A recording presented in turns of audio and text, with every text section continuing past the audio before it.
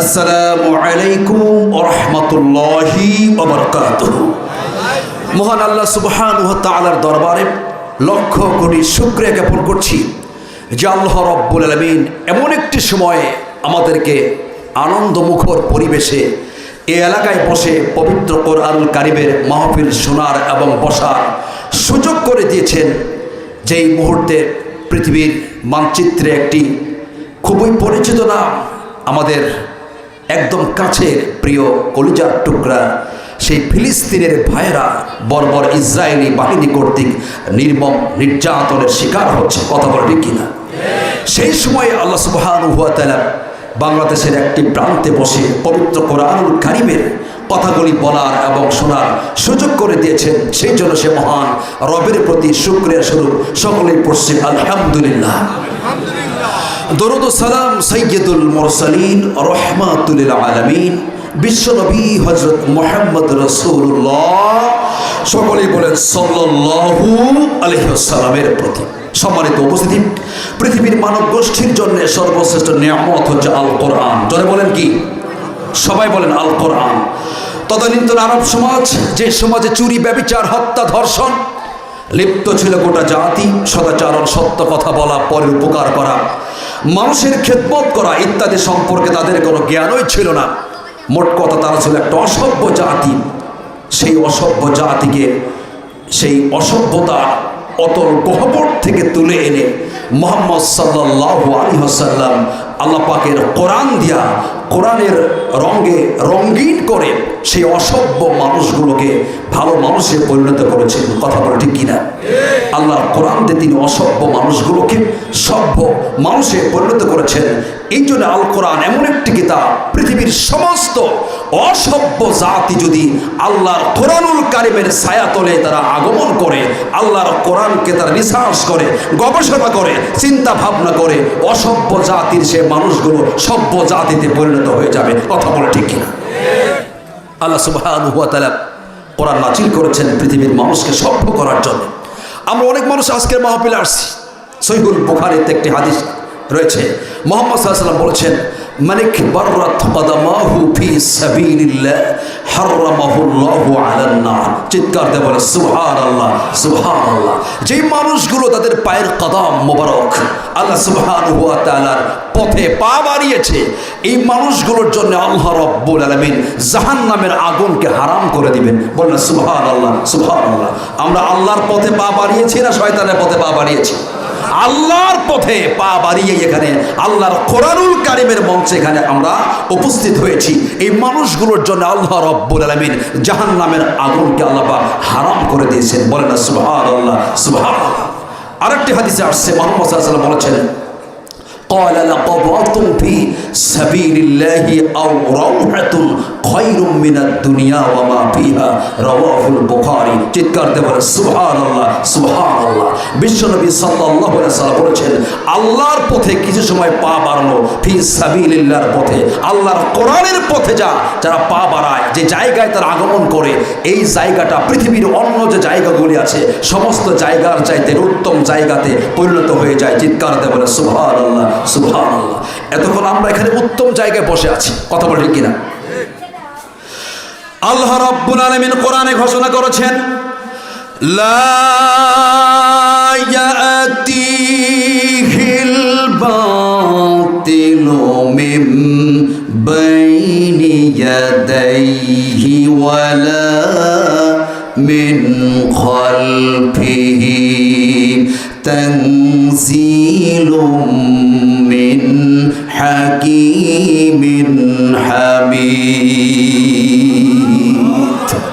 আল্লাহ রাব্বুল আলামিন কোরআনে ঘোষণা করেছেন, ও নবী, লা ইয়াতিহিল বাতিলু মিন বাইনি ইয়াদাই, আপনার প্রতি এমন একটি কিতাব দেওয়া হয়েছে, কোরআনুল কারীম দেওয়া হয়েছে, এই কোরআনুল কারীমের সামন দিক দিয়া পিছন দিক দিয়াও কোনো বাতিল, কোনো মিথ্যা ইনফরমেশন ঢুকতে পারে নাই। সুবহানাল্লাহ বলেন।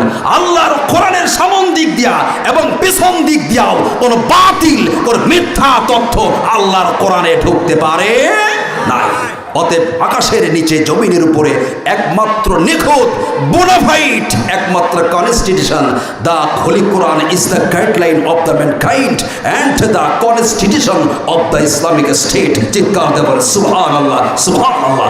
আকাশের নিচে জমিনের উপরে মানব জাতির জন্য সর্বশ্রেষ্ঠ নিয়ামতপূর্ণ সংবিধান হচ্ছে আল্লাহর এই কোরআন।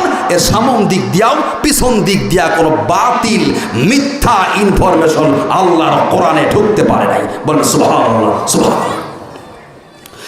বিশ্ব নবীজি বলেছেন,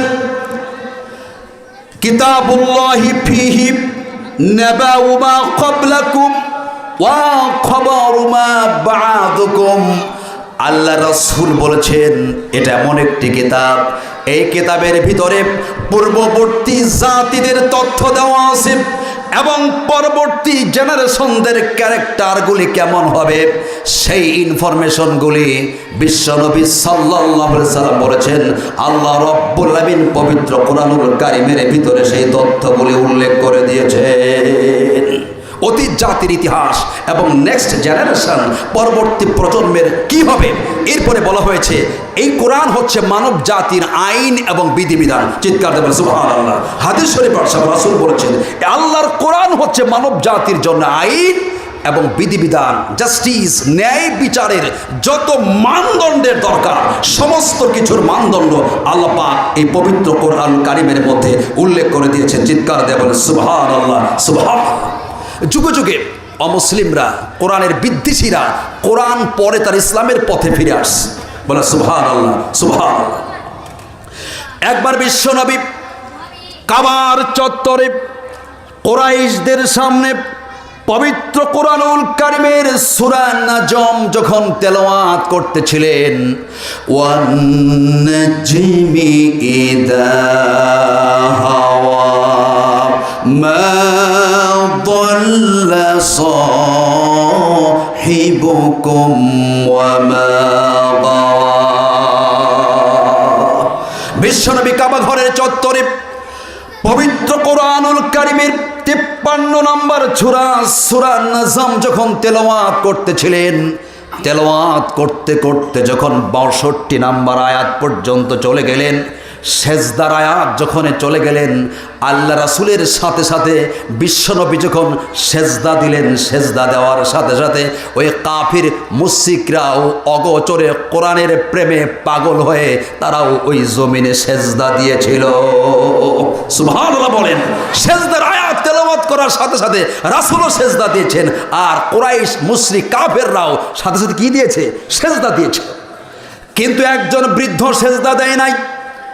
ওই বৃদ্ধ মানুষটির নাম হচ্ছে উমাইয়া বিন খাল। সে ছিল মক্কার লিডার, কুরাইশদের নেতা। ওই বৃদ্ধ মানুষটির অন্তরে আল্লাহ রাব্বুল আলামিনের কোরআনের হেদায়েত নাই, কোরআন প্রবেশ করে নাই। সবাই সেজদা দিয়েছে কিন্তু বুড়া লোকটি সেজদা দেয় নাই। ওই বৃদ্ধ লোকটি জমিন থেকে এক মুষ্টি মাটি নিয়ে কপালে ঠেকিয়ে বলে, এটাই হবে আমার জন্য যথেষ্ট। নাউজুবিল্লাহ বলেন। কেমন কপাল পোড়া! সবাই সেজদা দিয়েছে কিন্তু একজন বৃদ্ধ, ইয়াং না কিন্তু, যুবক নয়, বুড়া মানুষ। কোন মানুষ? বৃদ্ধ মানুষ। ও ছিল আমার সমাজের লিডার। সে জমিন থেকে এক মুষ্টি মাটি নিয়ে কপালে ঠেকাইছে। কপাল জমিনে ঠেকাবে না, কি মাটি কপালে ঠেকাইছে। বুঝতে পারছেন? এরকম বৃদ্ধ কিছু মানুষের সমাজে দেখা যায়। বিশ্বনবীর যুগে ইসলামের বিরোধিতা করেছে খালি মুরব্বীরা, কথা বলে ঠিক কিনা? আর ইয়াং জেনারেশন ইসলামের পক্ষেই তারা ছিল, কথা বলে ঠিক কিনা? সেই যুগেও ছিল, এই যুগেও কিছু। আপনারা আবার মাইন্ড করেন না, আবার কষ্ট পায় না আবার। হ্যাঁ, সম্মানিত উপস্থিতি, ওমর রাদিয়াল্লাহু তাআলা আনহু বিশ্বনবীকে হত্যা করতে সেই আল্লাহর কোরআনুল কারীমের সূরা তাহা শোনার পরে তিনিও কোরআনের প্রেমে পাগল হয়ে গেলেন। তাহা মা আনজালনা আলাইকাল কুরআনা লিতাশকা। আল্লাহু আকবার বলেন। এই সূরা শোনার সাথে সাথে ওমর রাদিয়াল্লাহু তাআলা আনহু বিশ্বনবীকে হত্যার পরিবর্তে তিনি ইসলামের সুশীতল ছায়াতলে আশ্রয় গ্রহণ করলেন। আশ্রয় গ্রহণ করার কারণে কোরআনের পরশ পাথরে ওমর রাদিয়াল্লাহু তাআলা আনহু পৃথিবীর ভালো মানুষে পরিণত হয়ে গেলেন। কোরআনের সংস্পর্শে যারাই আসবে তারাই সমাজের ভালো মানুষ হয়ে যাবে। কথা বলে ঠিক কিনা? এরপরে একজন কুরাইশ নেতা ওলীদ ইবনে মুগীরা বিশ্বনবীকে বলল, মুহাম্মদ তুমি আমাকে কোরআনুল কারীমের কিছু অংশ তেলাওয়াত করে শোনাও। আল্লাহ রাসূল এই কুখ্যাত কাফেরকে পবিত্র কোরআনুল কারীমের সূরা নাহলের 90 নম্বর আয়াত তেলাওয়াত করে শোনালেন। কোন আয়াত? সূরা নাহল 90 নম্বর আয়াত। এটা আপনারা সবাই জানেন। প্রত্যেক জুমার দিন খতিব সাহেব কিন্তু তার খুতবাতে এই আয়াতটি তিনি উপস্থাপন করেন। যুগের পর যুগ আল্লাহর ঘর মসজিদে সূরা নাহলের এই 90 নম্বর আয়াত তেলাওয়াত হচ্ছে। জাতি যুগের পর যুগ শুনতেছে, কিন্তু এই একটা আয়াতের মধ্যে আল্লাহ পাক 6টি মেসেজ দিয়েছেন। কয়টি মেসেজ? 6টি মেসেজ দিয়েছে। কিন্তু কপাল পোড়া জাতি আমরা অনেকেও এই 6টিকে একটা মেসেজও জানি না। কথা বলে ঠিক কিনা? খুতবা সবাই শুনতেছি। বিশ্বনবীর কাছে যখন ওলীদ ইবনে মুগীরা কোরআনুল কারীমের তেলাওয়াত শুনতে চাইলেন, আল্লাহ রাসূল তার সামনে সূরা নাহলের 90 নম্বর আয়াত তেলাওয়াত করলেন। ইন্নাল্লাহা ইয়া'মুরু বিল আদলি ওয়াল ইহসান ওয়া ইতাই দিল কুরবা ওয়া ইয়ানহা আনিল ফাহশাই ওয়াল মুনকার। আল্লাহু আকবার বলেন। এই আয়াত শুনেন কিনা আপনারা? আছে কিনা বলেন? আল্লাহ রাব্বুল আলামিন এই আয়াতের মাধ্যমে যে মেসেজটা দিয়েছেন, ওলীদ ইবনে মুগীরা কুখ্যাত মুশরিক কাফিরের সামনে আল্লাহ রাসূল এই একটি আয়াত যখন তেলাওয়াত করে শোনালেন, আয়াতটি শোনার পরে ওলীদ ইবনে মুগীরা আশ্চর্য হয়ে গেল। এর সজীবতা, এর ফলবন্ত, এর প্রাণবন্ত মেসেজ, ইনফরমেশন ওলীদ ইবনে মুগীরাকে পাগল করে ফেলল। সুবহানাল্লাহ বলেন। তিনি বলতে বাধ্য হয়েছিলেন যে এটা মানুষের তৈরি কোনো কিতাব হতে পারে না। চিৎকার দিয়ে বলে সুবহানাল্লাহ। আল্লাহ পাক এই আয়াতের মধ্যে বলতেছেন, ইন্নাল্লাহা ইয়া'মুরু বিল আদলি ওয়াল ইহসান। আল্লাহ রাব্বুল আলামিন ঘোষণা করেছেন, তোমরা ইনসাফ, সদাচার এবং দানের আদেশ দিয়েছেন। আল্লাহ রাব্বুল আলামিন তোমাদেরকে ন্যায় বিচার, ইনসাফ, সদাচরণ এবং দানের প্রতি আদেশ দিয়েছেন। এরপর আল্লাহ রাব্বুল আলামিন 3টি বিষয়ে আদেশ করেছেন আর 3টি বিষয়ে নিষেধ করেছেন। অশ্লীলতা, মন্দ কাজ এবং সীমা লঙ্ঘন থেকে মানব জাতিকে নিষেধ করেছেন। সুবহানাল্লাহ। আজকে ভালো করে শুনেন, খতিব সাহেব যখন খুতবা যখন দিবে, এই আয়াতটা যখন তেলাওয়াত করবে, তখন মনে করবেন এখানে মেসেজ কয়টি আছে? 6টি মেসেজ। 3টি আদেশ আর 3টি নিষেধ। 1 নম্বর আদেশ, আল্লাহ পাক জাস্টিস, ন্যায় বিচারের কথা বলেছেন। সুবহানাল্লাহ বলেন। সুবহানাল্লাহ বলেন। ন্যায় বিচারের কথা বলা হয়েছে। ন্যায় বিচার সমাজ আপনি কীতে করবেন? আল্লাহর কোরআন দিয়ে করবেন না মানুষের তৈরি করা বিধিবিধান দিয়ে করবেন? সবাই একসাথে বলবেন, আল্লাহর কোরআন দিয়ে হবে নাকি মানুষের তৈরি করা বিধিবিধান দিয়ে হবে? আল্লাহ রাব্বুল আলামিন কোরআনে ঘোষণা করেছেন, وَمَن لَّمْ يَحْكُم بِمَا أَنزَلَ اللَّهُ فَأُولَٰئِكَ هُمُ الظَّالِمُونَ। যারা আল্লাহ রাব্বুল আলামিনের বিধিবিধান দিয়ে যারা সমাজ চালায় না, সমাজ পরিবার পরিজনকে চালায় না, আল্লাহর কোরআন দিয়ে যারা বিচার কার্য করে না, এই মানুষগুলো হলো পৃথিবীর সবচাইতে বড় জালেম। এই ঘোষণাকার সবাই বলেন, ঘোষণাটি কার? আল্লাহর ঘোষণা। এই জন্য আল্লাহ রাব্বুল আলামিন এই আয়াতের প্রথমে ন্যায় বিচার, জাস্টিসের কথা এখানে উল্লেখ করেছেন। যুগের পর যুগ আল্লাহর ঘর মসজিদের ভিতরে আল্লাহর এই আয়াতটাই তেলাওয়াত করা হয়, কিন্তু কপাল পোড়া জাতি অদ্যাবধি পর্যন্ত জাস্টিস, ন্যায় বিচার সমাজে প্রতিষ্ঠা করতে পারে নাই। কথা বলে ঠিক কিনা?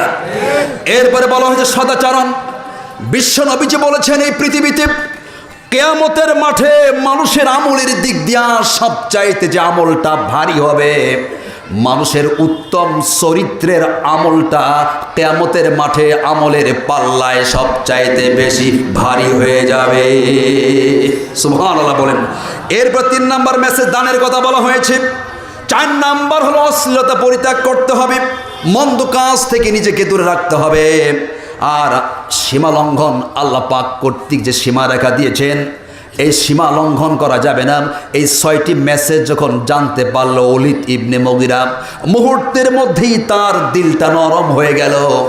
আবু জেহেল বলে, ওলীদ ইবনে মুগীরা রে, তোমার দিলটা যতই নরম হোক না কেন, তুমি কিন্তু আমাদের ধর্ম থেকে মুহাম্মদের ধর্ম গ্রহণ করতে পারবে না।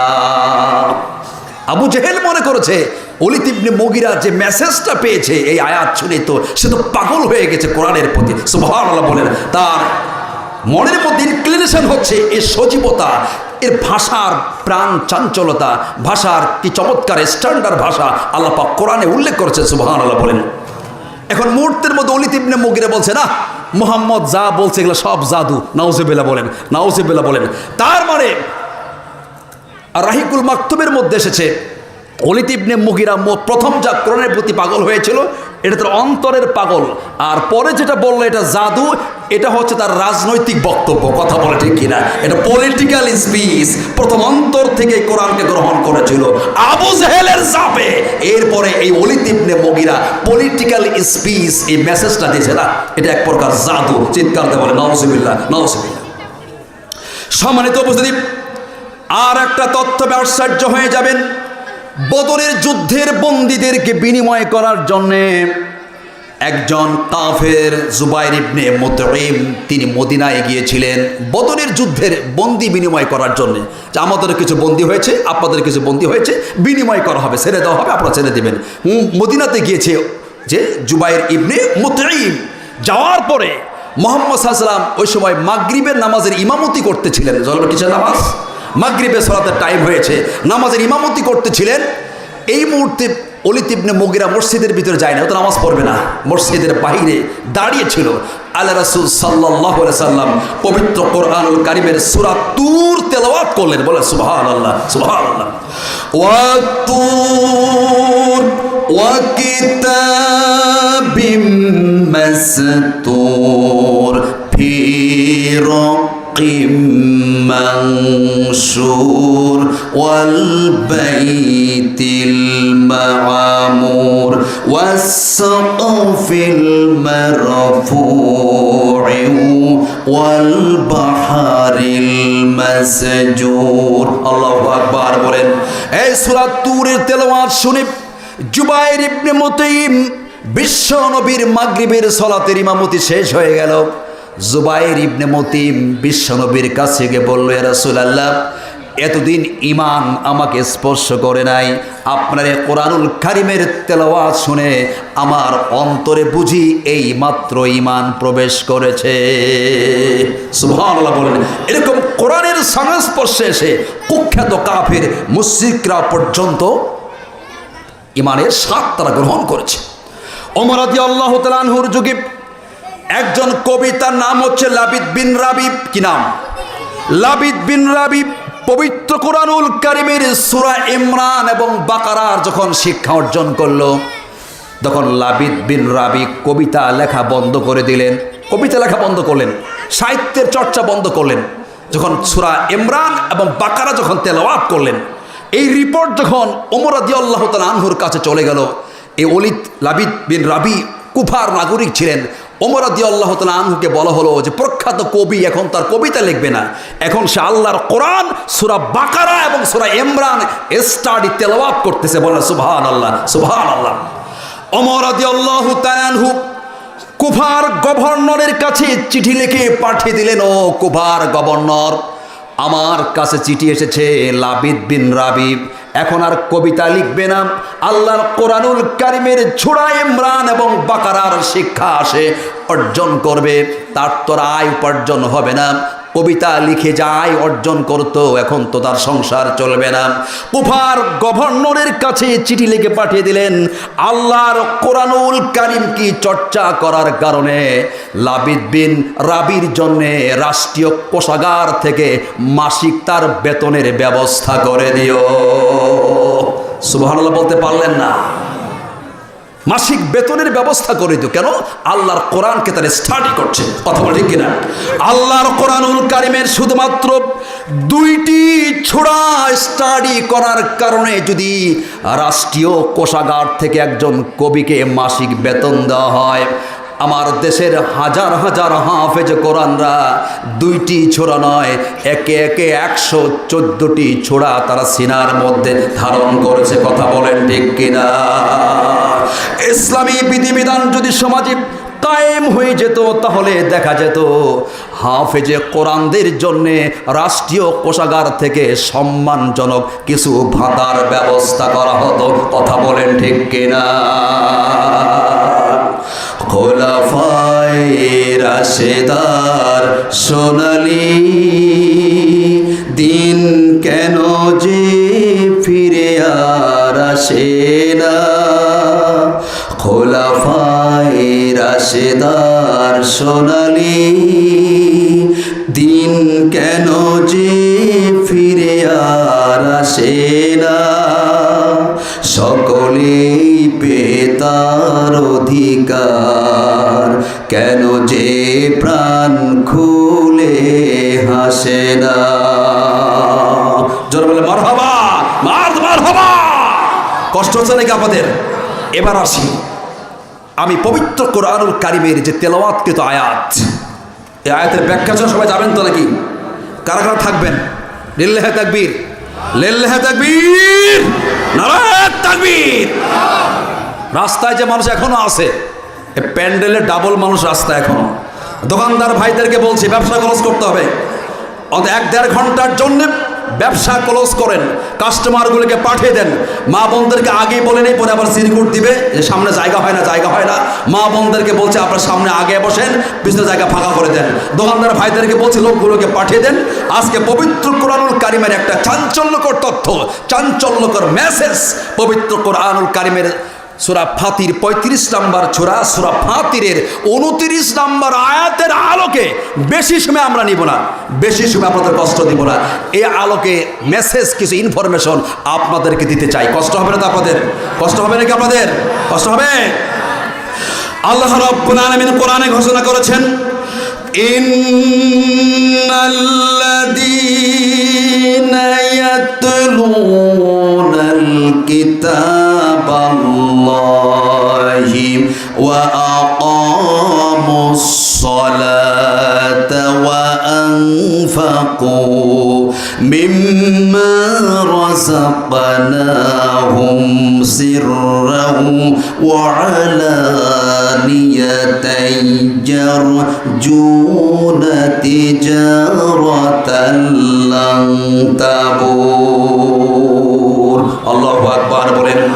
আল্লাহ রাব্বুল আলামিন ঘোষণা করেছেন, এই আয়াতের ভিতরে আল্লাহ রাব্বুল আলামিন পৃথিবীর মানুষের জন্য 3টি বিষয়ে মেসেজ দিয়েছেন। জোরে বলেন, কয়টি? 3টি বিষয়ে ইনফরমেশন মানব জাতির উদ্দেশ্যে আল্লাহ পাক দিয়েছেন। তার মধ্যে একটি হলো, এই 3টি বিষয় যারা পৃথিবীতে পালন করবে, এই মানুষগুলো আল্লাহর সাথে এমন একটা ব্যবসায় তারা লিপ্ত হয়েছে পৃথিবীর জমিনে, এই ব্যবসা কোনোদিন লোকসান হবে না। সুবহানাল্লাহ বলেন। তার মধ্যে প্রথম নাম্বার ব্যবসা হলো, ইন্নাল্লাযীনা ইয়াতলুনা কিতাবাল্লাহ। আল্লাহু আকবার বলেন। আল্লাহ রাব্বুল আলামিন ঘোষণা করেছেন, প্রথম নাম্বার ব্যবসা হলো, তারা পবিত্র কোরআনুল কারীমকে তারা তেলাওয়াত যদি করতে পারে, এই মানুষগুলো আল্লাহর সাথে এমন একটা ব্যবসার বন্ধনে লিপ্ত হয়ে গেছে, এই মানুষগুলোর ব্যবসা কোনোদিন লোকসান হবে না। সুবহানাল্লাহ বলেন। আল্লাহর কোরআনের তেলাওয়াত। হাদিস শরীফে এসেছে, বিশ্বনবীজি বলেছেন তাআল্লামুল কুরআন ওয়াকরাউ। আল্লাহ রাসূল বলেছেন তোমরা আল্লাহর কোরআনুল কারীমকে তেলাওয়াত করো, আল্লাহর কোরআনকে নিয়েই তোমরা রাত জাগরণ করবে। যার সিনার ভিতরে আল্লাহর কোরআনুল কারীম আছে কিন্তু এর বহিঃপ্রকাশ যারা ঘটিয়েছে এটা যেন একটা হরিণের মৃগ নাভির মতো। সুবহানাল্লাহ বলেন। একটা এক্সাম্পল দেওয়া হয়েছে যে মানুষগুলো আল্লাহর কোরআন তেলাওয়াত করছে, বুঝে বুঝে অনুধাবন করছে, রাত জেগে জেগে আল্লাহর কোরআনকে স্টাডি করছে, এরা হচ্ছে হরিণের মৃগ নাভির মতো যার সুবাস কোনোদিন শেষ হয় না। চিৎকার দেবে সুবহানাল্লাহ, সুবহানাল্লাহ। আবার যারা আল্লাহর কোরআন তেলাওয়াত করছে না, কোরআন কিনে রাত জাগে না, কিন্তু অন্তরে কোরআন আছে। বুঝতে পেরেছেন? সিনায় কি আছে? কোরআন আছে, কি তেলাওয়াত করে না, স্টাডি করে না, ব্যাখ্যা বিশ্লেষণ উপলব্ধি করে না। এরা হচ্ছে মুখ বেঁধে রাখা মৃগনাভির সেই কুস্থুরির মতো যার সুঘ্রাণ কোনোদিন ছড়িয়ে পড়বে না, ছড়াবে না, ভিতরে আস। গাধা মনে করেন চিনির বস্তা আটার বস্তা বহন করছে, কিন্তু গাধা কিন্তু জানে না ভিতরে কি আছে। কথা বলে ঠিক কিনা? আজকে আমাদের সমাজে অনেক মানুষ রয়েছে, আবার মাইন্ড করবেন না, আমরা অনেকে কোরআন তেলাওয়াত করছি, কোরআন জানি, অনেকে কোরআন মুখস্থ করে ফেলেছি, কিন্তু আল্লাহর কোরআনের ভিতরে কি মেসেজ দেওয়া আছে, কি তথ্য আছে, সমাজ পরিবর্তনের জন্য, পরিবার পরিবর্তনের জন্য কি মেসেজ দেওয়া আছে, এগুলো আমরা অনুধাবন করি না। কথা বলে ঠিক কিনা?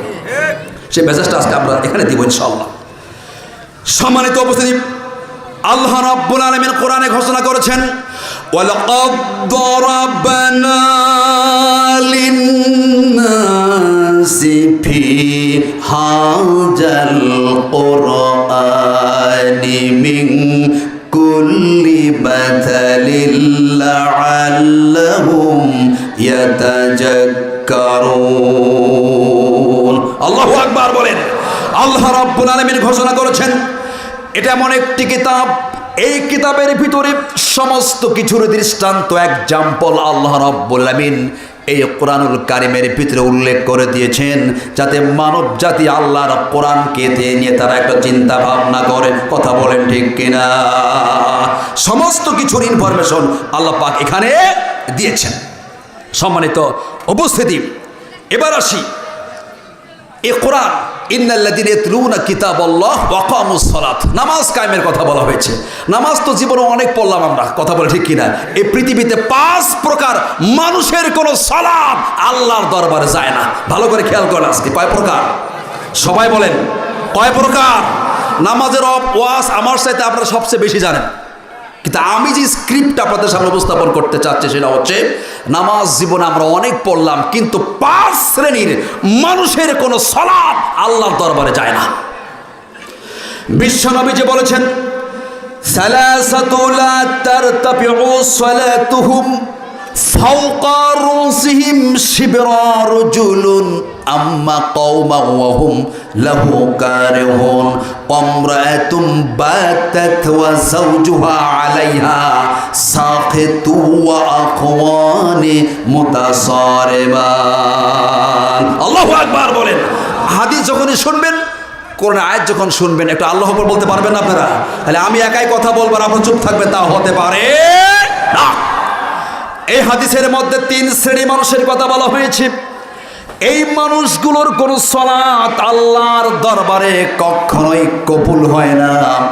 তার মধ্যে 1 নাম্বার হলো সালাসাতু লা তারতাফিউ সালাতুহুম ফাওকা রুসিহিম শিবরা, মাথার 1 বিঘত উপরে এই মানুষগুলো নামাজ যায় না। তার মধ্যে 1 নাম্বার শ্রেণীর হলো ওই মানুষগুলো যারা সমাজের নেতৃত্ব দেয়, সমাজের লিডার নির্বাচিত হয়েছে, কিন্তু অধিকাংশ মানুষ ওই লিডারকে পছন্দ করে না। এই জন্যে ওই লিডারের কোনো সালাত আল্লাহর দরবারে কবুল হয় না। কথা বলে ঠিক কিনা? তুই কেমন লিডার হইলি যে তোকে জনগণ ভালোবাসে না? এই জন্য এই লিডারের কোনো সালাত আল্লাহর দরবারে কবুল হয় না। এরপর বিশ্বনবী যে বলেছেন সালাসাতু লা তারতাফিউ সালাতুহুম ফাওকা রুসিহিম শিবরা রাজুলুন আম্মা কওমান ওয়া হুম লাহু কারিহুন। এরপর বিশ্বনবী যে বলেছেন ওই ভাইদের কোনো সালাত আল্লাহর দরবারে যায় না। আপন ভাই, ভাই ভাই কনফ্লিক্ট, দ্বন্দ্ব, মারামারি, কাটাকাটি সমাজ আছে কিনা? আপন ভাইয়ের মধ্যে মারামারি কাটাকাটি দ্বন্দ্ব থাকার কারণে এই ভাইদের কোনো সালাত আল্লাহর দরবারে যায় না।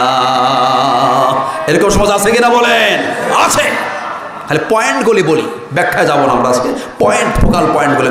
আমার ওয়াজ কি বুঝতে আপনাদের কষ্ট হচ্ছে নাকি? কষ্ট হচ্ছে? এরপরে বিশ্বনবীজি বলেছেন, ওয়ামরাতুম বাতাত ওয়া যাওজুহা আলাইহা সাখিতু ওয়া আখওয়ানি মুতাসারিমান।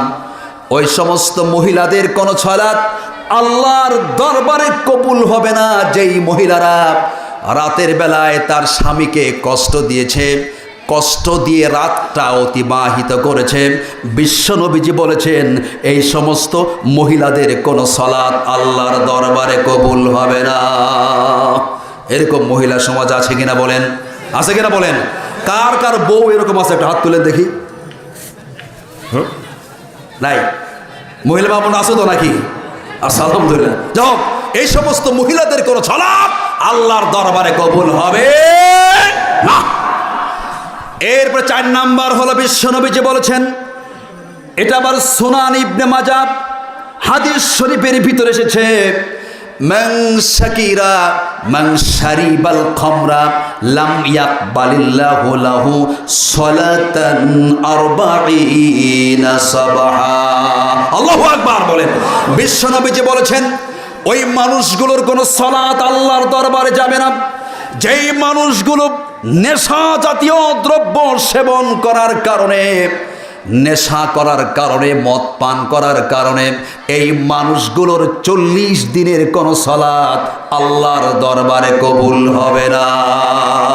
এরকম লোক সমাজ আছে কিনা বলেন? আছে কিনা বলেন?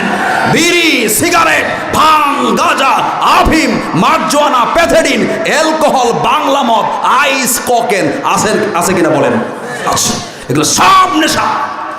নেশা জাতীয় দ্রব্য সেবন যারা করবে এই ব্যক্তিদের 40 দিনের কোন সালাত আল্লাহর দরবারে যাবে না। প্রশ্ন হতে পারে, হুজুর আমি তো বিড়ি খাই না, সিগারেট খাই না, কিন্তু মাঝে মধ্যে পানের সাথে একটু ডাবল জর্দা খাই, এটার উপায়টা হবে কি? বিড়ির সাথে তামাক খাওয়ার চাইতে পানের সাথে ডাইরেক্ট জর্দা খাওয়ার ক্ষতি আরো সব চাইতে বেশি। কথা বলে ঠিক কিনা? সে তো আগুনে পড়ে পড়ে খাচ্ছে, আর আপনি তো ডাইরেক্ট মারতেছেন। কথা বলে ঠিক কিনা?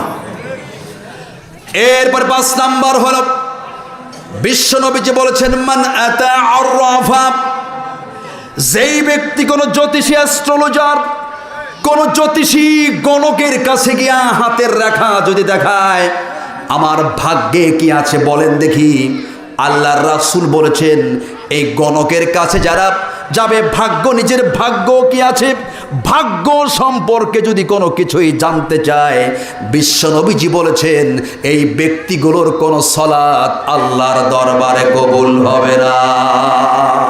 কথা বলে ঠিক কিনা? বিশেষ করে ইয়াং জেনারেশন অনেক আছে প্রেমে ব্যর্থ হওয়ার কারণে। কি হওয়ার কারণে? প্রেমে ব্যর্থ হয়েছে। ব্যর্থ হওয়ার কারণে গণক ঠাকুর, অ্যাস্ট্রোলজার, জ্যোতিষীর কাছে গিয়ে বলে, দেখুন তো আমার কি অবস্থা।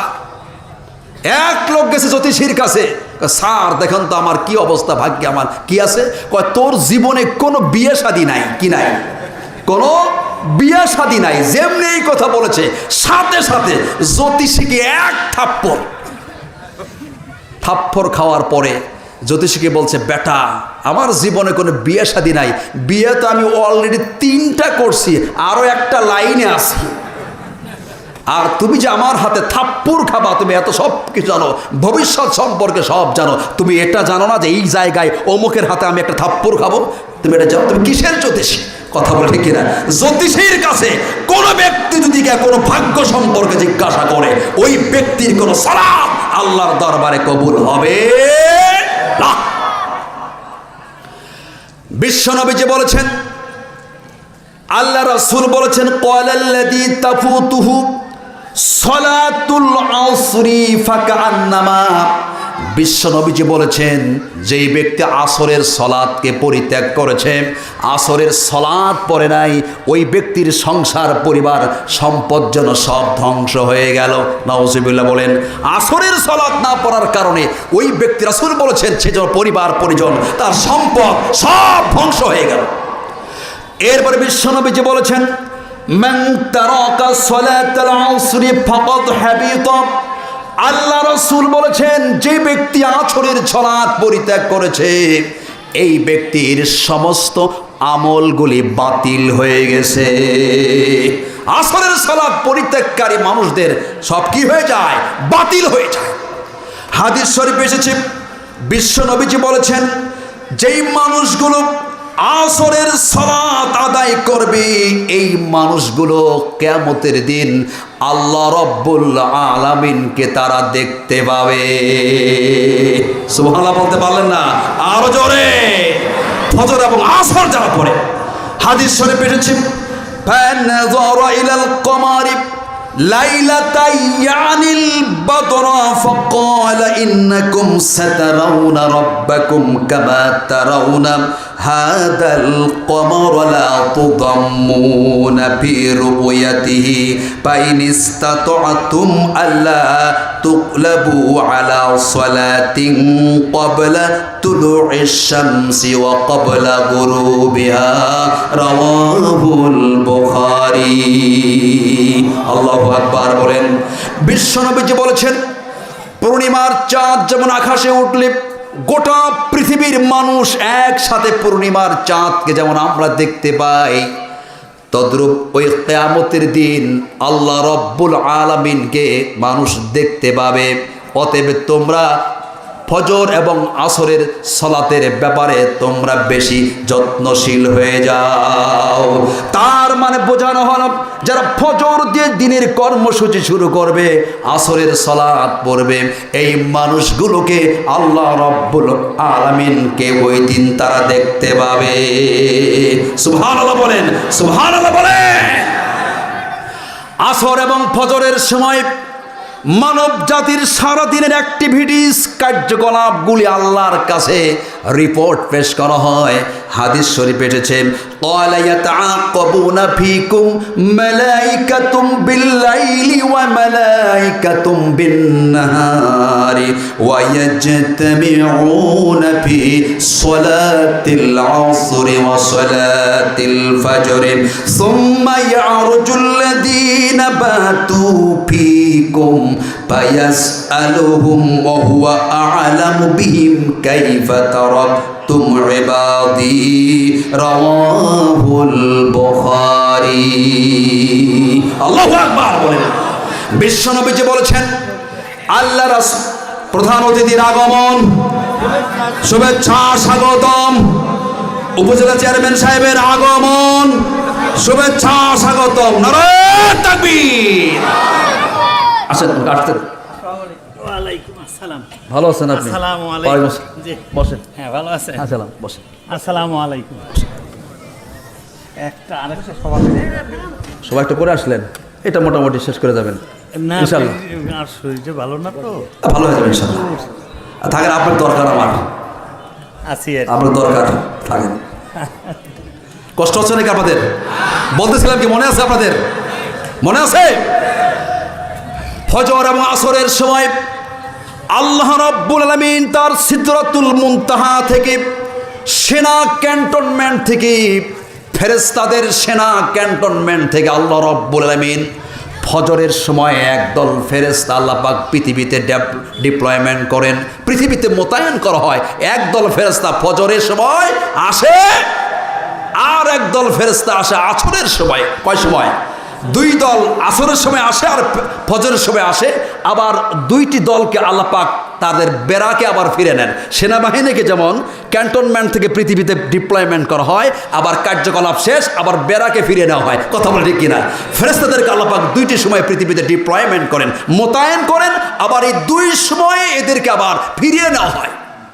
ফিরে যাওয়ার পরে আল্লাহ রাব্বুল আলামিন বলেন, আমার ফেরেশতারে, আমার বান্দাগুলোকে তুমি কি অবস্থায় দেখে এসেছো? ফেরেশতারা বলে, হ্যাঁ আল্লাহ তাআলা, তোমার সেই বান্দাগুলোকে ফজরের সালাতরত অবস্থায় দেখে এসেছি। আর এক দল ফেরেশতাকে বলা হয় তোমরা কিভাবে দেখে এসেছো? এই দল ফেরেশতা বলে ইয়া রাব্বাল আলামিন, তোমার সেই বান্দাগুলোকে আমরা আসরের সালাতে সেজদারত অবস্থায় দেখে এসেছি। আল্লাহর দরবারে এই মানুষগুলোর যখন সেজদা কাউন্ট হয়ে যায়, মান সাল্লাস সুবহা ফাহুয়া ফি জিম্মাতিল্লাহি ফাহুয়া, বিশ্বনবীজি বলেছেন যারা ফজর দিয়ে দিনের কর্মসূচি শুরু করে দেয় এই ব্যক্তিগুলো আল্লাহর জিম্মায় চলে যায়। আল্লাহু আকবার বলেন। অর্থাৎ দুই দল ফেরেশতা যখন আল্লাহর কাছে নামাজরত অবস্থায় যখন রিপোর্ট পেশ করা হয়, এই মানুষগুলো আল্লাহর জিম্মায় চলে যায়। এই মানুষগুলোকে কখনো আল্লাহ রাব্বুল আলামিন জাহান্নামের আগুনে কখনো পোড়াবেন না। সুবহানাল্লাহ বলেন, সুবহানাল্লাহ বলেন। অতএব সালাতের দরকার আছে কিনা বলেন? আছে। আল্লাহ রাব্বুল আলামিন এরপরে ঘোষণা করেছেন ইন্নাল্লাযীনা ইয়াতলুনা কিতাবাল্লাহি ওয়া আকামুস সালাতা ওয়া আনফাকু মিম্মা রাযাকনাহুম সিররাও ওয়া আলানিয়াতান ইয়ারজুনা তিজারাতাল লান তাবুর। আল্লাহু আকবার বলেন। এই আয়াতের মধ্যে 3 নাম্বার মেসেজ হলো যে আল্লাহ রাব্বুল আলামিনের রাস্তায় নিজের অর্জনকৃত সম্পদ যদি মানবতার কল্যাণে, ইসলামের কল্যাণে তারা ব্যয় করে, এই ব্যয় করার কারণে আল্লাহর সাথে তারা এমন একটা ব্যবসায় লিপ্ত হয়েছে, এই ব্যবসা কোনোদিন তাদের লোকসান হবে না। সুবহানাল্লাহ বলেন। এবার একটা চাঞ্চল্যকর মেসেজ আপনাদেরকে দেব, সেটা হচ্ছে আমরা আমাদের জীবনে ব্যয় করি কিনা বলেন? করি কিনা বলেন? ইসলামে কিন্তু ব্যয়ের খাত আছে। এই ব্যয়ের খাত, এই মেসেজগুলো আমরা জাতির সামনে উপস্থাপন করি না বলেই জাতি এলোমেলোভাবে তাদের সম্পদ খরচ করে। কথা বলে ঠিক কিনা? এটা দিলে কষ্ট হবে নাকি আপনাদের? আমি গতানুগতিক কোনো বিষয় নিয়ে আলোচনা করতে আসি না, কিছু মেসেজ, কিছু ইনফরমেশন আপনাদেরকে দিতে চাই যাতে জাতির উপকার হবে। কথা বলে ঠিক কিনা? ইসলামে ব্যয়ের খাত আমার ছোট্ট জ্ঞানে, আমি যতটুকু রিসার্চ করেছি আল্লাহর কোরআনকে নিয়ে, অত বেশি রিসার্চ করার সুযোগ হয় না, আমার ছোট্ট মেধাতে আমি যতটুকু পেয়েছি সেটা আপনাদেরকে দিচ্ছি। ইসলামের মোটামুটি আমি ব্যয়ের খাত মোটামুটি পেয়েছি 12টি। কয়টি? সবাই বলেন। 12টি খাত। ইসলামের ব্যয়ের খাত মোটামুটি 12টি আমি পেয়েছি, আরও হয়তো বেশি আছে। তার মধ্যে প্রথম নাম্বার যে খাত, আপনি সম্পদ উপার্জন করছেন, ইনকাম করছেন, আপনি তো ব্যয় আয় এবং ব্যয়, কথা বলে ঠিক কিনা? হ্যাঁ, আর্ন অ্যান্ড এক্সপেন্ডিচার, আয় এবং ব্যয় মানুষের জীবনের সাথে ওতপ্রোতভাবে জড়িত। কথা বলে ঠিক কিনা? তার মধ্যে প্রথম নাম্বার যে ব্যয়ের খাত নির্ধারণ করা হয়েছে, সন্তান পিতামাতার জন্য সম্পদ খরচ করবে। সুবহানাল্লাহ বলেন। 1 টাকা হোক, 2 টাকা হোক, যাই আপনি পারেন, একটা চকলেট দিয়ে হোক, একটা আঙ্গুর দিয়ে হোক, সন্তান 1 নাম্বার ব্যয়ের খাত তাদের পিতামাতার জন্য সম্পদ খরচ করবে। এই অর্ডার কার? এটা এক্সিকিউটিভ অর্ডার ফ্রম অমনিপটেন্ট আল্লাহ সুবহানাহু ওয়া তাআলা। আল্লাহ পাকের পক্ষ থেকে মানব জাতির জন্য একটা নির্বাহী আদেশ। কথা বলে ঠিক কিনা? আল্লাহ রাব্বুল আলামিন কোরআনে ঘোষণা করেছেন ইয়াসআলুনাকা মাযা ينفقون قل ما أنفقتم من خير فللوالدين والأقربين। আল্লাহু আকবার বলেন। বিশ্বনবীকে প্রশ্ন করা হয়েছিল, ইয়া রাসূলুল্লাহ, আমরা সম্পদ কোন খাতে খরচ করব? বিশ্বনবীজিকে আল্লাহ রাব্বুল আলামিন আয়াত নাজিল করে জানিয়ে দিলেন, ও নবী, ইয়াসআলুনাকা মাযা ইউনফিকুন, লোকেরা তোমাকে প্রশ্ন করে সম্পদ কোন খাতে তারা ব্যয় করবে। পৃথিবীর মানব জাতিদেরকে জানিয়ে দাও, ইয়াসআলুনাকা মাযা ইউনফিকুন কুল মা আনফাকতুম মিন খায়রিন ফালিল ওয়ালিদাইনি ওয়াল আকরাবিন। আল্লাহু আকবার বলে, এক নম্বর খাত পিতামাতার জন্য সম্পদ, সন্তান খরচ করবে। চিৎকার দেবেন সুবহানাল্লাহ, সুবহানাল্লাহ। পিতামাতার জন্য আল্লাহ পাক আরশে আজিম থেকে এই আইনটি পাশ করে দিয়েছে। It is a matter of great regret that, অত্যন্ত দুঃখের বিষয়, পরিতাপের বিষয়, আমরা অনেকেই অল্প হোক অনেকেও পিতামাতাকে এই বিষয়টি থেকে বঞ্চিত করে রেখেছি। কথা বলে ঠিক কিনা? এবার দ্বিতীয় নাম্বার ব্যয়ের খাতটা কি হবে? দ্বিতীয় নাম্বার ব্যয়ের খাত হলো জাকাতের জন্য সম্পদ ব্যয় করা। আল্লাহ রাব্বুল আলামিন মানব জাতিকে সম্পদ দিয়েছেন, সম্পদ জাকাত দিবে গরিবদের কল্যাণে। ধনী মানুষেরা সম্পদ হিসাব করে গরিবের কল্যাণে তারা সম্পদ খরচ করবে। দ্বিতীয় নাম্বার হলো জাকাতের পারপাসে তাদেরকে সম্পদ খরচ করতে হবে। সুবহানাল্লাহ বলেন। জাকাত এমন একটি বিধিবিধান, এমন একটি ল আল্লাহ পাক দিয়েছেন পৃথিবীর মানুষের জন্যে, সমাজের ধনী এবং গরিবের মাঝে ব্যালেন্স, ভারসাম্য রক্ষা করার জন্যে, দারিদ্র বিমোচনে আল্লাহ রাব্বুল আমিন জাকাত নামক বিধিবিধানকে ফরজ করে দিয়েছেন। সুবহানাল্লাহ। এটা নফলও করা হয় নাই, সুন্নতও করা হয় না, এটা কি করা হয়েছে? একদম ফরজ করে দেওয়া হয়েছে। বলেন না সুবহানাল্লাহ, সুবহানাল্লাহ। এখন জাকাতের মাল তুলবে কিভাবে? জাকাতের মাল তুলতে গেলে অফিসার লাগে, ইসলামের বিধিবিধান, আমেল নিয়োগ করতে হয়, কর্মচারী থাকতে হবে। কেন? অ্যাকাউন্টেন্ট অফিসার গিয়া ধনী মানুষের বাড়িতে হিসাব করবে এর কত লক্ষ টাকার জাকাত আসছে। অ্যাকাউন্টেন্ট অফিসার এই ইনফরমেশনটা আবার পাঠিয়ে দেবে প্রশাসনিক কর্মকর্তার কাছে, তিনি আবার প্রশাসন নিয়ে ধনীর বাড়িতে গিয়ে জাকাতের মাল তুলে আনবে। প্রশ্ন হতে পারে, হুজুর জাকাতের মাল তুলতে গেলে আবার পুলিশ লাগে কেন, প্রশাসন কেন লাগবে? কারণ হচ্ছে গরিব মানুষ যদি ডাইরেক্ট ধনীর বাড়িতে গিয়ে জাকাতের মাল চায়, আমার অধিকার আমাকে ফিরে দাও, ধনী এক ধমক দিয়া গরিবটাকে বাড়িতে পাঠিয়ে দিবে। কথা বলে ঠিক কিনা? এই জন্য আমেল, আল্লাহ পাকের বিধান দেখেন সূরা তাওবা আল্লাহ বলছেন আমেল নিয়োগ করতে হবে। অফিসার জাকাতের মাল কাউন্ট করে নিয়ে আসবে, আর গরিবদেরকে কাউন্সিলের মধ্যে ঘুরঘুর করতে হবে না। তা তাদের একটা পজিশন, তাদের একটা স্ট্যাটাস, তাদের একটা মর্যাদা আছে। কথা বলে ঠিক কিনা? অফিসার আবার দেখবে, ইনভেস্টিগেশন করবে এলাকার জনপ্রতিনিধি যারা আছেন এদেরকে হয়তো বলবে, দেখেন তো গরিব কোথায় আছে। গরিব খুঁজে খুঁজে আইডেন্টিফাই করে ওই অফিসার ট্রাকে করে হোক, ঠেলা গাড়িতে হোক, আর মাথায় করে হোক, ঘাড়ে করে হোক, জাকাতের মাল ওই গরিবের বাড়িতে গিয়া পৌঁছায় দিবে। এটাই ইসলাম। কথা বলে ঠিক কিনা? এই জন্য আল্লাহ রাব্বুল আলামিন কোরআনে ঘোষণা করেছেন, ওয়াকিমুস সালাতা ওয়া আতুস যাকাতা ওয়া আকরিদুল্লাহা করদান হাসানা। আল্লাহু আকবার বলেন। নামাজ কায়েম করো, যাকাত দাও, আর আল্লাহকে তোমরা উত্তম ঋণ দাও। প্রশ্ন হতে পারে, হুজুর এই অস্ত আবার কোনোদিন শুনি না, আল্লাহকে ঋণ দেওয়া লাগবে? আল্লাহ এত অভাবী? নো নো নো, আমরাই তো ঋণ নেই। কথা বলে ঠিক কিনা? এখানে আল্লাহকে আবার কি ঋণ দিব? না, বান্দা যখন জাকাত দেয়, অর্থ সম্পদ মানবতার কল্যাণে, মানবতার সেবায়, দারিদ্র বিমোচনে সম্পদ যখন দান করে, খরচ করে, আল্লাহ পাক তখন নিজেই ঋণী হয়ে যায়। হারে আমার বান্দারে, আমার মানবতার পথে, ইসলামের পথে তোমার সম্পদ খরচ করেছো। কথা বলে ঠিক কিনা? এরপর সম্পদ বের 3 নাম্বার খাত হলো স্ত্রী সন্তানদের জন্য পিতামাতা সম্পদ খরচ করবে। হাদিস শরীফ এসেছে, আবু সুফিয়ানের স্ত্রী হিন্দা বিশ্ব নবীর দরবারে গিয়া স্বামীর বিরুদ্ধে একটা পিটিশন দায়ের করলো, মামলা দায়ের করলো। ইয়া রাসূলুল্লাহ, হাবিবাল্লাহ, আমার স্বামী অর্থ সম্পদশালী, তার সম্পদ আছে, কিন্তু আমার জন্য এবং সন্তানের জন্য সম্পদ খরচ করতে চায় না।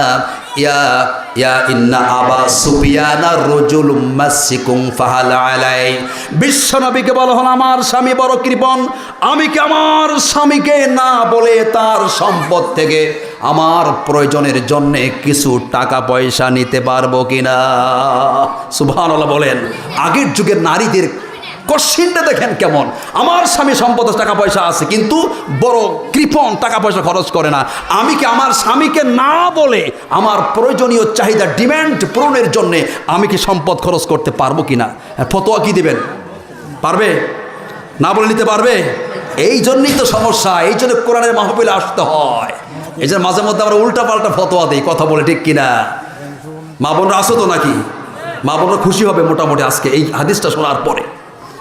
বিশ্বনবীকে যখন বলা হলো আমি কি আমার স্বামীকে না বলি আমার প্রয়োজন মেটানোর জন্য সম্পদ খরচ করতে পারবো কিনা, আল্লাহর রাসূল বললেন তুমি তোমার প্রয়োজন মেটানোর জন্যে তোমার স্বামীকে না বলে স্বামীর সম্পদ থেকে তুমি তোমার সম্পদ খরচ করতে পারবে। সুবহানাল্লাহ বলেন। স্বামীকে না বলে আপনার বৈধ চাহিদা পূরণের জন্যে স্বামীর পকেট থেকে টাকা নেবেন, এটা কোনো পাপ হবে না। মহিলা মা বোনরা খুশি তো? আলহামদুলিল্লাহ বলে সবাই। পকেট যে আগামীকাল কার কার ফাঁকা হবে আর দোষ হবে আমার। কষ্ট হইতেছে মনে হয় আপনাদের নাকি? স্ত্রী ছেলে মেয়েদের জন্য সম্পদ খরচ করতে হবে। প্রত্যেকটা সন্তান ছেলে মেয়েকে সমাজের একটু কি বানাইতে হবে, উচ্চশিক্ষিত যাই বানান না কেন ভালো মানুষ বানাইতে হবে, কথা বলে ঠিক কিনা? ছেলে হোক আর মেয়ে হোক আপনি যেখানেই পড়ান ছেলে মেয়ে যেন ভালো মানুষ হয়, এদের পিছনে টাকা পয়সা ইনভেস্টমেন্ট করতে হবে, টাকা খরচ করতে হবে। টাকা পয়সা দিয়ে তারা আমরা কেউ কবরে নিয়ে যাবো না, কথা বলে ঠিক কিনা? একটা ভালো মানুষ আমাদেরকে তৈরি করে দিতে হবে, কথা বলে ঠিক কিনা? এরপরে সম্পদ বের 4 নাম্বার খাত হলো, এইটা নিয়ে আমাদের সমাজের মধ্যে অনেক কনফ্লিক্ট বাহাস পর্যন্ত হয়ে যায়। মানব জাতি এখানে আল্লাহ রাব্বুল আলামিন কৃষকদের কথা বলেছেন এখানে, সুবহানাল্লাহ বলেন। কৃষকদের মর্যাদা সম্পর্কে আলোচনা হয় না। আজকে 2-1টি কথা কৃষক মানুষের সম্পর্কে আমি বলতে চাই, কষ্ট হবে নাকি আপনাদের? কৃষকদের যে কি সম্মান মর্যাদা ইসলাম দিয়েছে, আমরা সমাজের অধিকাংশ মানুষই কৃষক, কথা বলে ঠিক কিনা? আমাদের প্রিয় মাতৃভূমি বাংলাদেশ কৃষি নির্ভর একটি বাংলাদেশ, কথা বলে ঠিক কিনা? এই মানুষগুলো হাটে মাঠে খেটে পরিশ্রম করে খাদ্যের যোগান তারা দিয়েছে, কথা বলে ঠিক কিনা? নোবেল পুরস্কার তো কৃষকদেরকে আগে দেওয়া দরকার। আল্লাহ রাব্বুল আলামিন 4 নাম্বার সম্পদ ব্যয়ের খাত উল্লেখ করে ঘোষণা করেছেন, ওয়াতু হাক্কাহু ইয়াউমা হাসাদিহি। আল্লাহু আকবার বলেন। কৃষক যেদিন ফসল তারা কাটবে ওই দিন তোমরা এই ফসলের হক আদায় করবে। এই ঘোষণা কার? জোরে বলে কার ঘোষণা? আল্লাহর ঘোষণা। এটাকে সমাজ ব্যবস্থা আমরা ওসর বলি। কি বলি? ওসর হচ্ছে ভূমির জাকাত। কিসের জাকাত? ভূমির জাকাত। একজন ফার্মার, তার অনেক ল্যান্ড আছে, জমি আছে, সে ফসল উৎপাদন করেছে, সে কি করবে? ভূমির জাকাত দিবে। বৃষ্টির পানি দিয়ে যদি উৎপাদন হয় তাকে কি দিতে হবে জানেন? 10 ভাগের 1 ভাগ। আর যদি টাকা পয়সা ইনভেস্টমেন্ট করে মানে জমি ফসল ফলায় তাহলে ওই ভূমির ফসলের জাকাত দিতে হবে 20 ভাগের 1 ভাগ। চিৎকার দিয়ে বলে সুবহানাল্লাহ, সুবহান। ইসলাম এমন সুষম বন্টন করেছে। অতএব ওসর ভূমির জাকাত দিতে হবে। ধান 20 মণ পেয়েছেন, জাকাত দিবেন কত? বৃষ্টির পানিতে হলে কয় মণ দিবেন? হ্যাঁ, আর বলেন না কয় মণ দিবেন? 2 মণ। আর টাকা পয়সা খরচ করে যদি ইনভেস্টমেন্ট করে আপনি উৎপাদন করছেন তাহলে 10 ভাগের 1 ভাগ দিতে হবে। সুবহানাল্লাহ বলেন, সুবহানাল্লাহ বলেন। না টাকা পয়সা খরচ করে যারা করছেন 20 ভাগের 1 ভাগ, আর বৃষ্টির পানিতে হলে 10 ভাগের 1 ভাগ। আবার উল্টা পাল্টা বুঝছেন না। এবার আসি কৃষক। আমাদের দেশে কৃষক মানুষগুলো অত্যন্ত অমায়িক এবং তারা নিজেরা আসলেই বিলাসিতা করার জন্য আসলে কৃষি কাজ করে না, খাদ্যের যোগান দেওয়াই মনে এদের কাজ, কথা বলে ঠিক কিনা? কথা বলে ঠিক কিনা? বিশ্বনবীজি বলেছেন, মা মিন মুসলিমে ইয়াগরিসু গরসান, কোন মানুষ যদি কোনো বৃক্ষ লাগায়, কোনো ফলবান বৃক্ষ লাগায়, সেই ফলবান বৃক্ষ থেকে যদি কোনো পাখি, আও বাহিমাতুন কোনো প্রাণী, অতয়রুন কোনো পাখি, এমনকি আও ইনসানুন কোন মানুষ যদি ওই কৃষকের ফলের গাছ থেকে কোনো ফল খেয়ে ফেলে, বিশ্বনবীজি বলেছেন কানাত লাহু সাদাকা, এটা তার জন্যে সাদাকা হয়ে যাবে।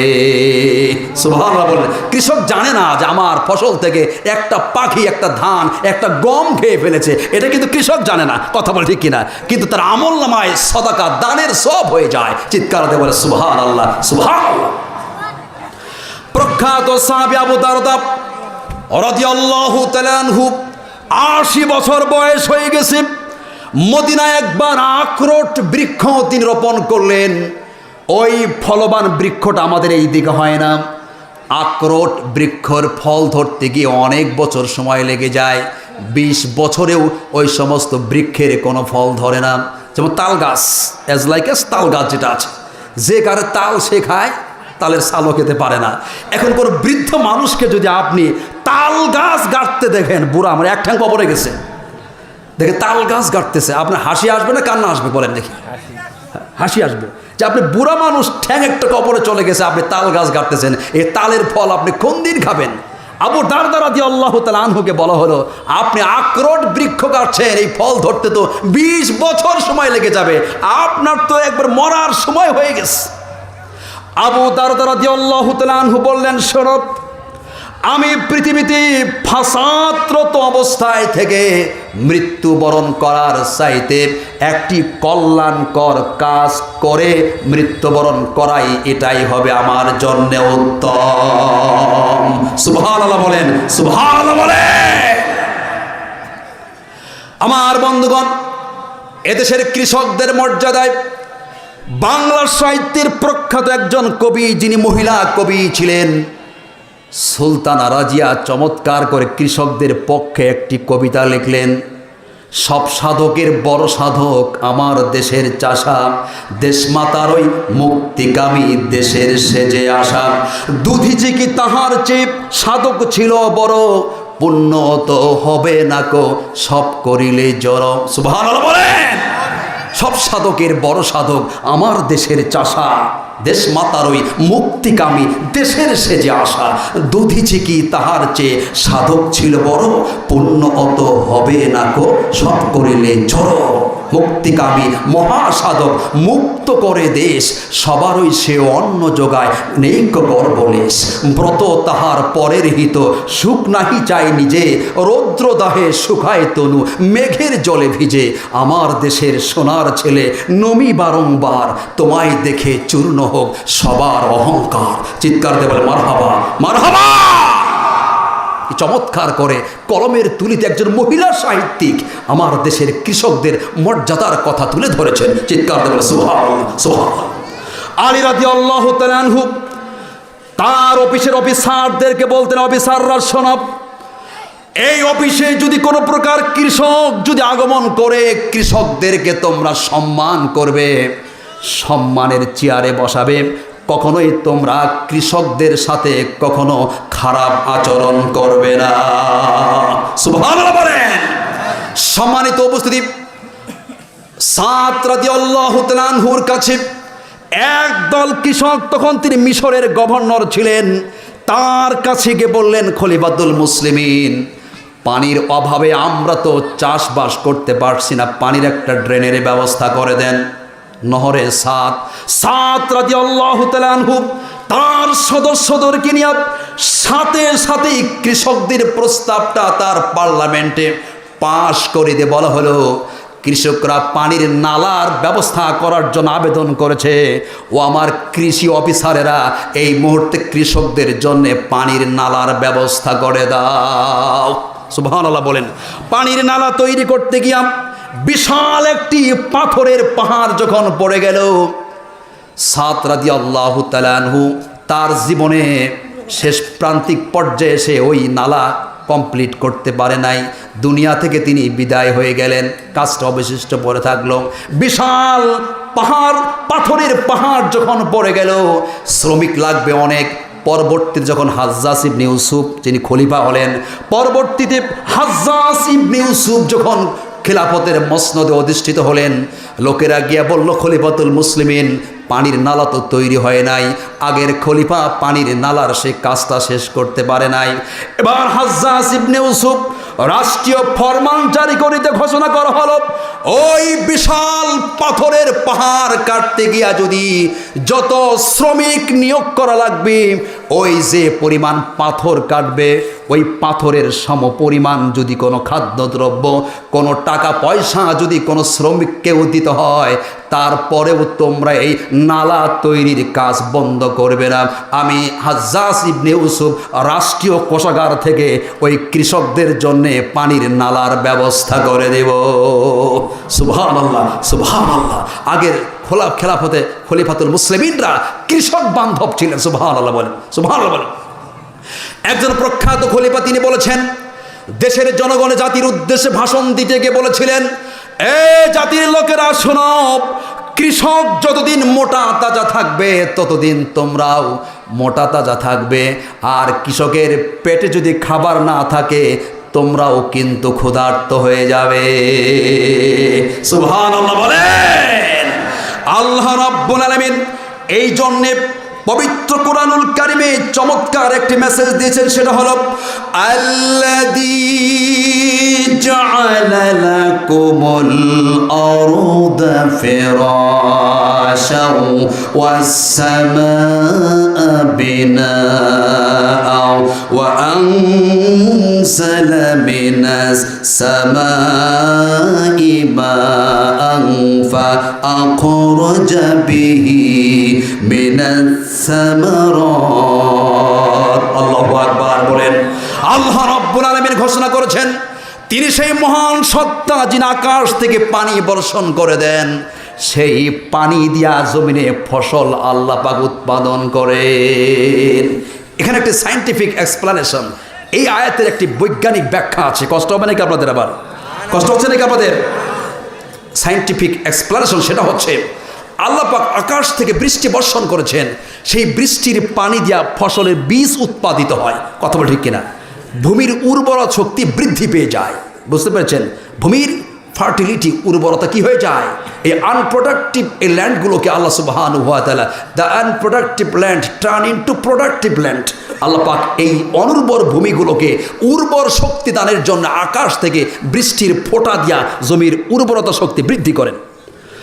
আজকে পৃথিবীর কৃষি বিজ্ঞানীরা চাঞ্চল্যকর তথ্য দিয়েছে, সেটা হচ্ছে এই বায়ুমণ্ডলের ভিতরে 78% আছে নাইট্রোজেন গ্যাস। কি আছে? নাইট্রোজেন আছে, আর বাকি আছে অক্সিজেন এবং অন্যান্য গ্যাস রয়েছে। নাইট্রোজেন এবং আছে কি? অক্সিজেন। বিদ্যুৎ যখন চমকায় কিনা বলেন? মেঘে মেঘে ঘর্ষণের ফলে যে চার্জিত কণা উৎপন্ন হয়, যে আলোটা বের হয়, ওই আলোর তাপ এবং চাপের প্রয়োগে এই নাইট্রোজেন আর অক্সিজেনের মিক্সার হয়ে নাইট্রোজেন ডাই অক্সাইড তৈরি হয়ে এটা ইউরিয়া সার আকারে বৃষ্টির ফোঁটার সাথে সাথে জমিনে মাটিতে পড়ে যায়। চিৎকার দিয়ে বলে সুবহানাল্লাহ, সুবহানাল্লাহ। জমিনে ইউরিয়া সার দেওয়া হয় কিনা বলেন? আজকে ফার্টিলাইজার যে কোম্পানিগুলো আছে, ফার্টিলাইজার কোম্পানি ইউরিয়া সার কারখানায় দেখবেন ইউরিয়া সারের মধ্যে 45% নাইট্রোজেন গ্যাস আছে। কত পার্সেন্ট?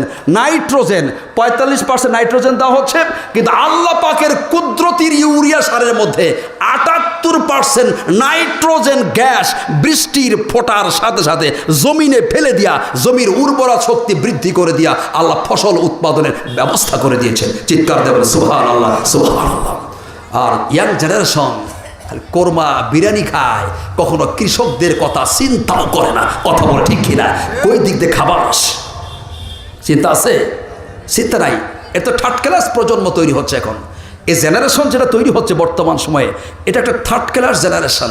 এই জেনারেশন সম্পর্কে মুহাম্মদ সাল্লাল্লাহু আলাইহি ওয়াসাল্লাম 1500 বছর আগেই মেসেজ দিয়ে গেছেন, এমন একটা জামানা পৃথিবীতে আসবে, এমন একটা জেনারেশন তৈরি হবে, এরা অত্যন্ত থার্ড ক্লাস মার্কা জেনারেশন তৈরি হবে। এই থার্ড ক্লাস মার্কে জেনারেশনের 5টি বৈশিষ্ট্য থাকবে।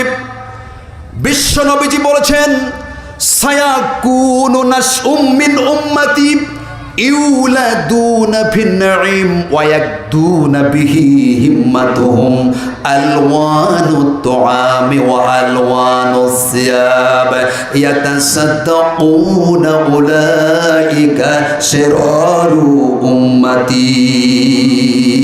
আল্লাহু আকবার বলেন। এই থার্ড ক্লাস জেনারেশনের বৈশিষ্ট্য হলো এরা অত্যন্ত আরামে জন্ম নিবে। অধিকাংশ সন্তানগুলোর জন্ম হয় হাসপাতাল এবং ক্লিনিকের মাধ্যমে, সিজারিয়ান বাচ্চা সব জন্ম হচ্ছে অত্যন্ত আরামে জন্ম হয়, আর এই সন্তানদের ডান কানে আজান, বাম কানে কিয়ামত পর্যন্ত দেওয়া হয় না। কথা বলে ঠিক না? যেই সন্তানগুলো ডান কানে আজান, বাম কানে কিয়ামত পর্যন্ত দেওয়া হয় না, পরবর্তীতে এদের আল্লাহু আকবারের ধ্বনি এদের ভালো লাগে না। কথা বলে ঠিক না?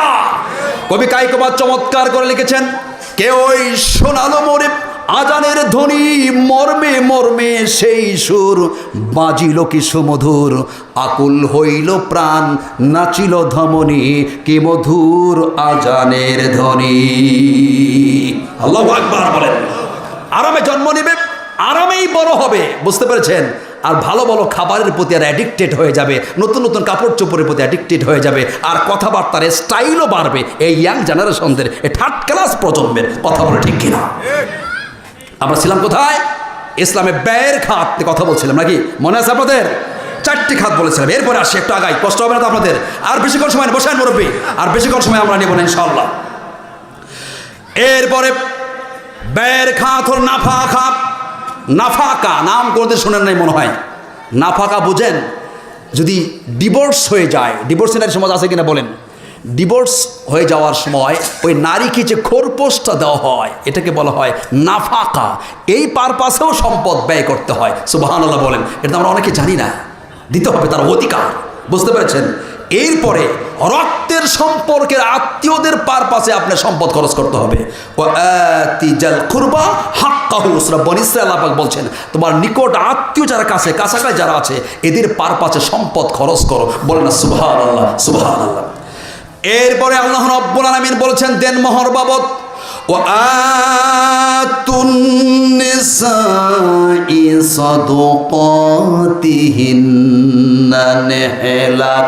আল্লাহ রাব্বুল আলামিন বলেন, তোমরা তোমাদের স্ত্রীদেরকে দেনমোহর নেহলাত দিয়ে দাও। সুবহানাল্লাহ বলেন। এটা আমাদের নারীদের একটা অর্থনৈতিক অধিকার। চিৎকার দিয়ে বলেন সুবহানাল্লাহ। কিন্তু আমাদের সমাজের নারী মা বোনদেরকে এই অর্থনৈতিক অধিকার থেকে আমরা ডিপ্রাইভমেন্ট, তাদেরকে বঞ্চিত করছি। কথা বলে ঠিক কিনা? মোহর হালাল, যৌতুক হারাম। যৌতুক হারাম, যৌতুক খায় কপাল পোড়া জাতি, প্রকাশ্যে যৌতুক নেয়। দেনমোহর হালাল করা হয়েছে নারীর অধিকার, আর দেনমোহর গোপনে নারীর কাছে মাপছে নেয়। কথা বলেন ঠিক কিনা? হারাম গায় প্রকাশ্যে, আর হালাল মাপসায় গোপনে। এর এই জাতি। কষ্ট হয় নাকি আপনাদের? হ্যাঁ, হুজুর ঠিক জায়গায় হাত দিছে আজকে। এখন যদি হাত তোলায় কার কার দেনমোহর ক্লিয়ার করছেন? মাশাআল্লাহ। তুলবো না, দরকার নাই, এলাকার মানুষ কষ্ট পাবে না আবার। এরপরে সাদাকাতুল ফিতর, দেখি কিনা বলেন? সাদাকাতুল ফিতরের পারপাসে সম্পদ খরচ করতে হবে। এরপর আরেকটি বিষয় যেটা, সেটা হচ্ছে ওয়াকফ।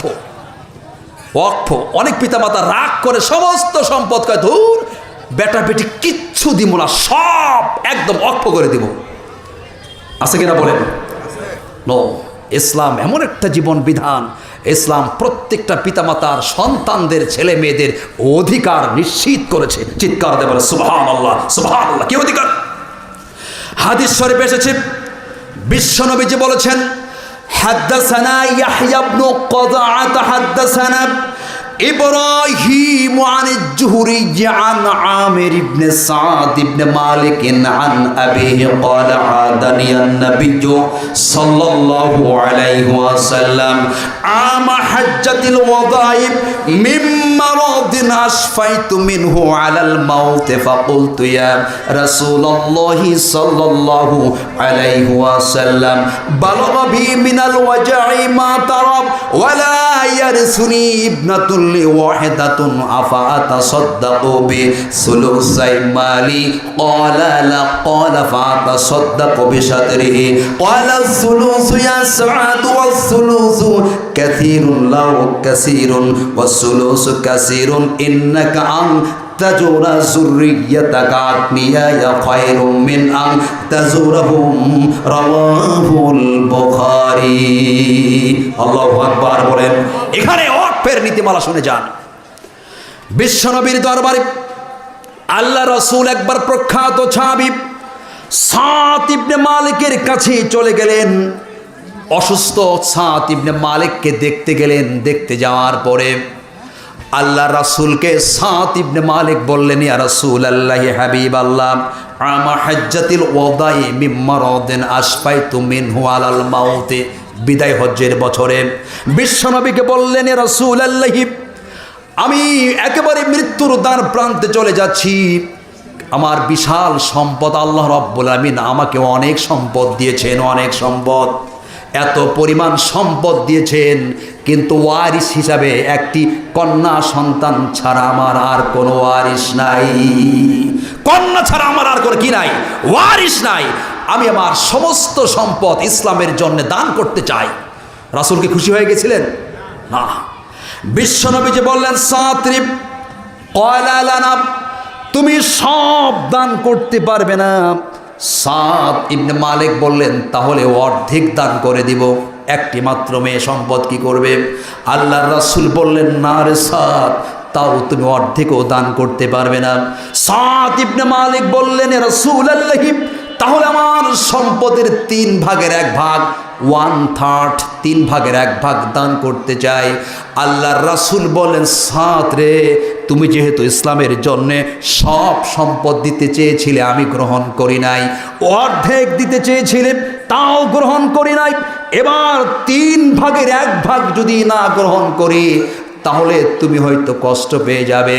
এই জন্যে 3 ভাগের 1 ভাগ আমি গ্রহণ করলাম, বাকি সম্পদটা তোমার মেয়েকে, তোমার সন্তানকে তুমি দিয়ে দাও। সুবহানাল্লাহ বলেন।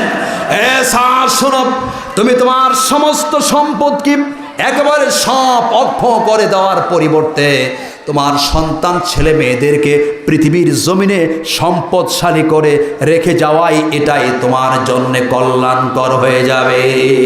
সুবহানাল্লাহ বলে, ইসলাম ছেলে মেয়েদেরকে সম্পদশালী করে রেখে যাওয়ার গুরুত্ব দিয়েছে। চিৎকার দিয়ে বলে সুবহানাল্লাহ, সুবহানাল্লাহ। এটা ইসলামী জীবন ব্যবস্থা। এরপরে সম্পদ খরচের যে পারপাস আরো কিছু রয়েছে, সেটা হলো হেবা। হেবা, সন্তানকে ছেলে মেয়ে হেবা করে কিনা বলেন? দান করে, তবে ব্যালেন্স করতে হবে, ব্যালেন্স রক্ষা করে ছেলে মেয়ের মধ্যে দান করতে হবে। এরপরে যে বিষয়টা নিয়ে আমরা কথা বলতে চাচ্ছি, আসল যে বিষয়, সেটা হচ্ছে নিজের কল্যাণেই মানুষ সম্পদ খরচ করবে। সুবহানাল্লাহ বলেন। আল্লাহ রাব্বুল আলামিন কোরআনে ঘোষণা করেছেন, وأنفقوا خيرا لأنفسكم ومن يوق شح نفسه فأولئك هم المفلحون। আল্লাহু আকবার বলেন।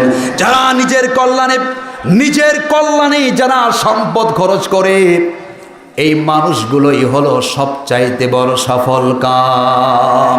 সুবহানাল্লাহ বলেন।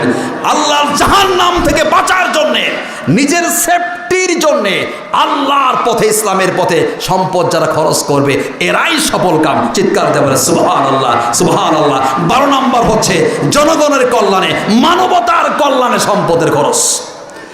সম্মানিত উপস্থিতি, এই মাদ্রাসাটি অত্যন্ত কষ্ট করি কর্তৃপক্ষ চমৎকার করে কোরআনুল কারিমের একটা প্রতিষ্ঠান দাঁড় করিয়েছে।